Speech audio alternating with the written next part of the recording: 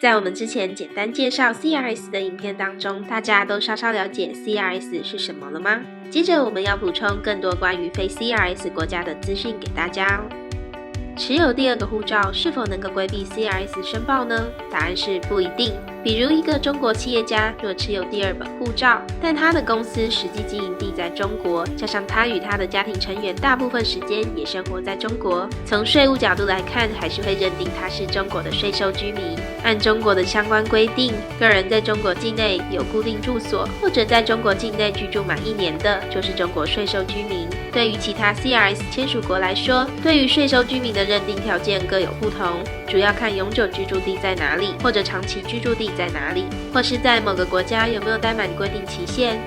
拿加拿大来说，除了上述条件外，还会关注家庭成员在哪里，是否有当地驾照，是否在当地拥有房产等等。在 CRS 体系下，国籍不一定是税收居民的信号。CRS 是以当前所居住的国家来判断。在金融机构决定情报交换的具体国家时，个人税务居民身份所在地至关重要，因为税务居民身份所在地将决定税务情报向哪个国家的税务机关提供资讯。所以，如果想通过借助第二个护照来规避 CRS 申报，需要根据各国税法的规定，对在境内、境外的逗留时间做合规化的安排。通过股权代持的方式规避 CRS 申报会有风险吗？股权代持在没有被银行发现的情况下，实际控制人是可以规避 CRS 申报的。不过，代持人却可能面临风险，因为所有账户相关的出面都是这个代持人。那么，代持人所在的国家税务局总会收到其在境外公司的账户讯息，就可能被追查相关资讯的来源和缴税情况。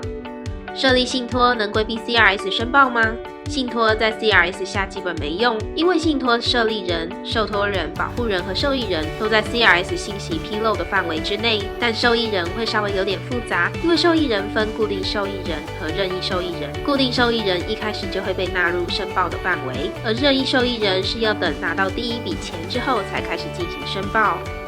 CRS 是否让个人的财产没有隐私了呢？的确 ，CRS 要做的就是让别人知道你有多少钱，但其实你的钱存在银行里，银行是肯定知道的。讯息其实一直都在，只是整理好了之后要不要报，要向哪里报，要让谁知道你有多少钱，才是制度需要知道的重点。还想了解更多关于移民、房产小知识，都欢迎在下面留言哦。欢迎各国移民、物业、开发商公司与我们合作，我们是环球管家。喜欢我们的影片，记得帮我们按赞、分享、订阅哦。